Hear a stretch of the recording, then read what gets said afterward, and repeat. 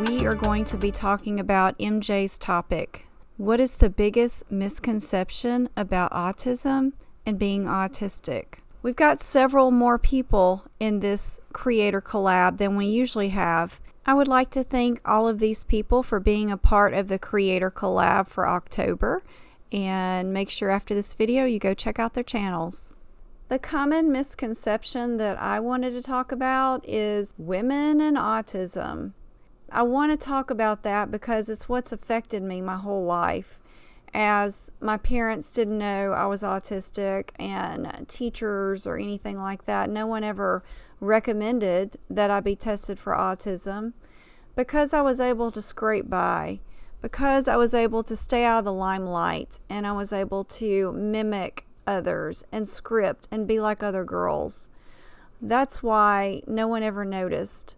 They did not know how much I struggled on the inside. It was a struggle every day. And I just thought everybody else struggled too. I didn't know it was just me because I never talked to anybody about it. CDC says about only 1 in 144 girls are identified with ASD, while it's 1 in 34 boys. So that means boys are diagnosed roughly 4 times more than girls. There's many autistic girls out there whose parents are not aware that they are autistic, or the people in their lives like their teachers or doctors just don't know because they're so good at hiding. But researchers are starting to understand that they just are able to cope with the social situations, and that's what hides that they're autistic. So that being able to mask and script is what keeps us flying under the radar. I'm Holly, a level 2 autistic creative, and I'm going to talk about the misconception that because I come off as chronically socially awkward and am riddled with anxiety, that that's the reason why I don't make eye contact while conversating with people. There is a social component to autism, like me having trouble interpreting body language or vague, non-direct statements, and there is a sensory component to autism as well. A lot of people that are neurotypical automatically think of loud noises, but sight is a sense too. And the reason why I have trouble making eye contact is actually because of a sensory issue, even though it's during social interactions. My sense of sight can both hinder and enhance my life. I bought this doll used without clothing, and I was able to take a look at a photo of what the outfit was supposed to look like and recreate it without a pattern, and that is a very handy skill to have. But when I'm holding a conversation with someone, there is such an overwhelming amount of visual input on a person's face. Like the way their eyebrows furrow, their forehead creases, their eyes narrow or widen, that I become very visually overstimulated. And it's almost like that overstimulation causes my sense of hearing almost to shut down, and I'm not able to take in what the person is saying. When I focus my eyes on something static like the floor, or even close my eyes while I'm talking or someone is talking to me, then I am able to have a richer and more meaningful conversation. That's why it's really important for neurotypical people not to jump to the conclusion that this is merely a social issue that I must overcome in order to be accepted by a polite society. As an autistic person, do you have trouble making eye contact? And if so, do you see this as a social or sensory issue? Let Jenny and I know in the comments below, and thank you, Jenny, for elevating autistic voices. Another misconception of autism is using the phrases mild or severe to describe someone who's autistic. It's similar to the outdated language of high functioning and low functioning. It's problematic, it's offensive, and this way of thinking actually denies someone to be able to thrive in this world. If you're considered to have low functioning or severe autism, it's invalidating of your abilities. What you can do is massively overshadowed by what you can't do in this world. People see you as an inconvenience, and you're not often shown the respect that you deserve. And this is simply just because they do not understand the way that you communicate, and are not willing to try. If you are considered to have high functioning or mild autism, it's hard to ask for support. Your needs are minimized, overlooked, or they don't matter. You go through life masking to make other people feel comfortable.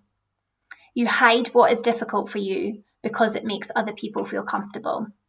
This means when you ask for support, people don't think you're deserving of it. The phrases high functioning and low functioning, they're not supported within the autism community. And using phrases like mild or severe to describe someone is just really harmful. It's better to consider support needs. Someone can have high support needs or low support needs, and that's a much more affirming way to talk about autistic people.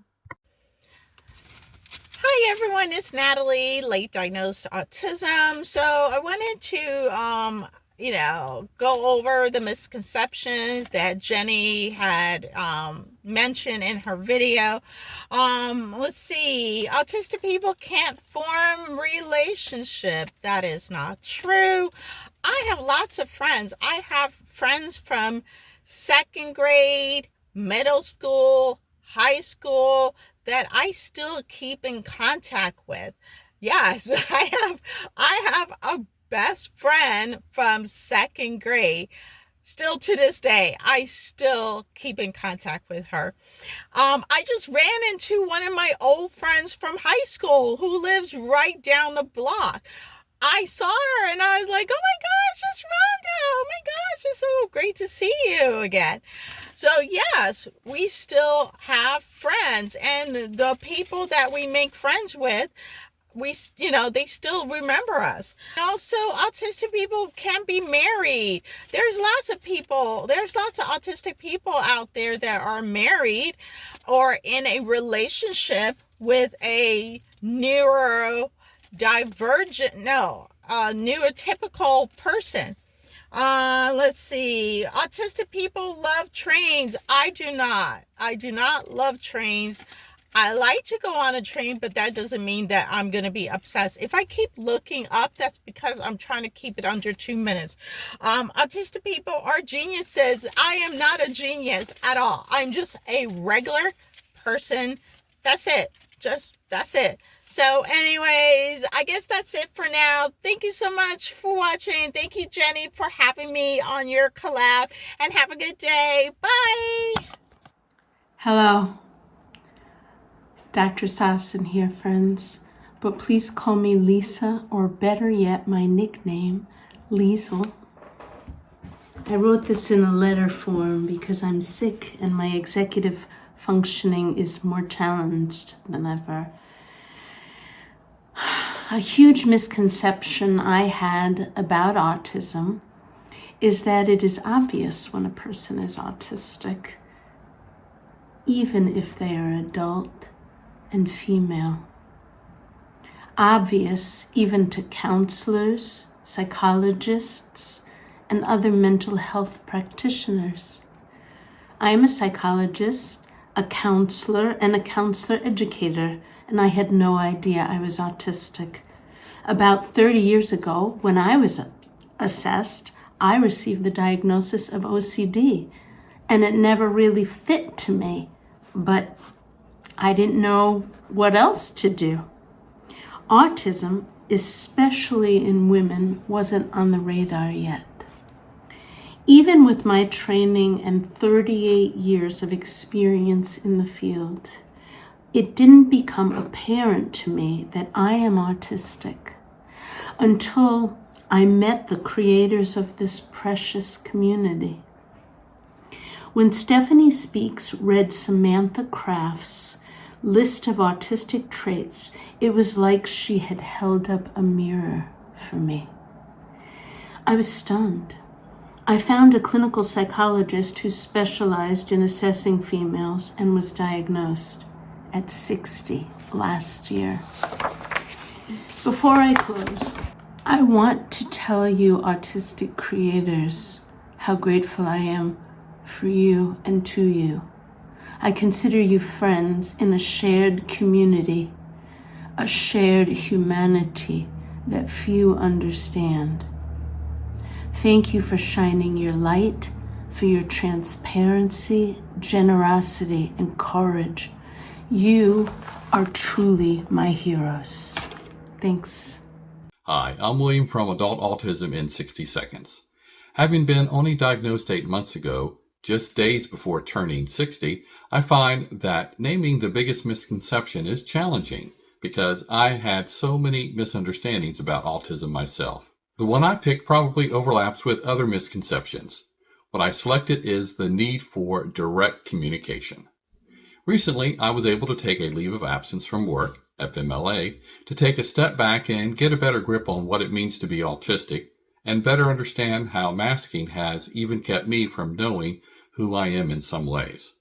Before the break from work started, however, my supervisor and my supervisor's supervisor requested to meet with me. To my surprise, it was to be written up and create an action plan for when I returned. Even though I told both of them about my autism diagnosis shortly after I got it, nearly everything they had concerns about related to not clearly communicating to me the concerns they had that were apparently so severe. For example, I calmly explained to the top supervisor one of the issues had been brought up to me and how I understood that issue.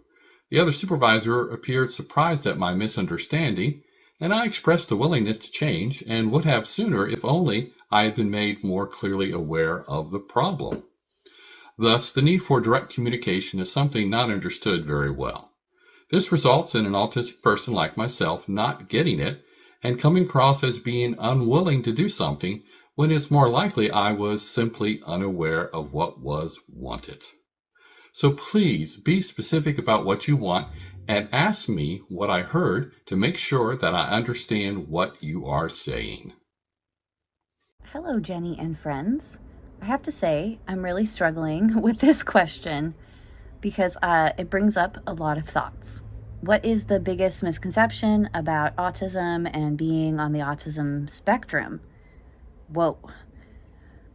I think the answer I'm going to go with is I feel sometimes that there's a misconception that being on the autism spectrum means that you won't live a fulfilled life. I don't find this true at all. Autistic lives may look different, even very different, than a neurotypical life, but that doesn't mean that your life won't be fulfilled. You'll still be able to do the things that you want to do, the things that make you feel good, the things that give you purpose. I get the impression sometimes from people that that is not a possibility when they hear the words autism, and that really bums me out because I think it's the exact opposite. I think with the right understanding of one's condition and the right support systems, that autistic people can have extremely fulfilled lives. And I hope that we're able to share our collective stories so that people outside of our community can see that. I think that that's it for me. That's what my thought process was. I'm excited to see what other people say.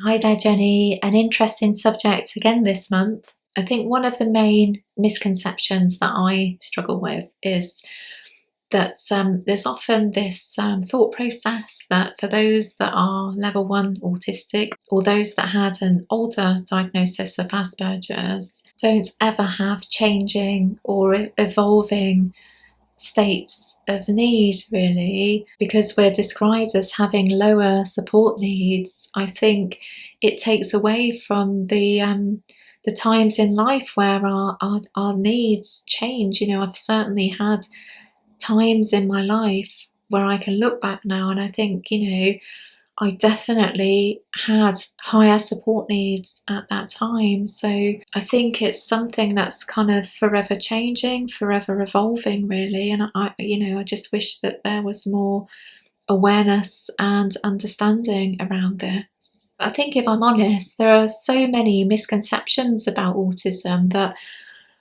there's just too many to list, isn't there? And I think that it in itself highlights the need for almost like a public awareness campaign so that people can be better educated on what autism is and how it presents in different autistic people. We're forever hearing stories about somebody will say, "You don't seem like my 5-year-old nephew who's autistic." And for me, this always is a bizarre comparison to make, because in what world would a middle-aged woman have anything in common with a 5-year-old boy, whether they're autistic or not? It's just a really odd comparison. And also, they're not living with these autistic people, they're not seeing them both 24 hours a day to compare them.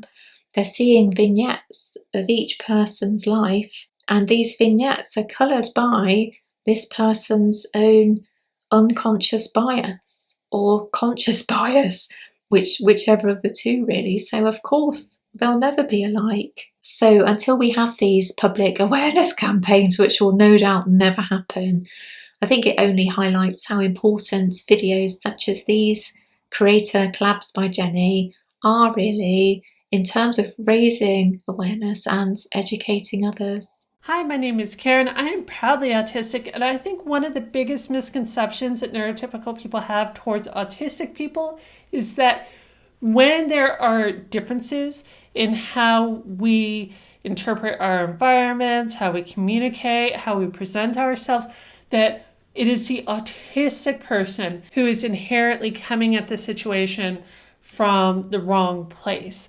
whereas the neurotypical person is always right. And the reality is, when you look at a lot of these differences, like, for example, communication, studies are increasingly showing that the way we communicate is equally, if not more effective, more efficient than neurotypical communication. So autistic to autistic communication is very efficient. It's only when we interact autistic to neurotypical that it starts to break down. But unfortunately, the misconception is, when viewed from the neurotypical lens, which is such a extreme majority, it is just assumed the autistic perspective, the autistic way of communicating is wrong. Empathy is another great example of that. The way we express empathy is very valid. Sometimes it takes us a while to process, and that could happen for a variety of reasons. Maybe it's a processing time issue. Maybe it's complex PTSD, where we have a fear of asserting ourselves and we just need to give it time to know that we're safe. Maybe we have alexithymia, so we're not quite in touch with our feelings, and all these things could delay our response. Or maybe we use relatable stories, and so we talk about ourselves a bit too much, but in talking about ourselves, what we're really saying is, hey, I went through a similar thing, and this is what happened to me. I recognize that what you're going through is really difficult. That's our objective. But unfortunately, a lot of neurotypical people would rather us just say, oh, I'm sorry, right? Than have that deeper dive into our feelings and really expressing ourselves. And I don't know, personally, I'd rather someone really try to relate to me than simply just say, I'm sorry, right? So is our way less valid? I don't think so. It's just that it's different. It's not the majority way. But I think that is one of the greatest misconceptions between the autistic and neurotypical behavior. And that is that because we are in the minority, our way of living and behaving and experiencing life is always going to be less valid than the neurotypical way of doing things. Hi, Jenny. Thank you for this opportunity.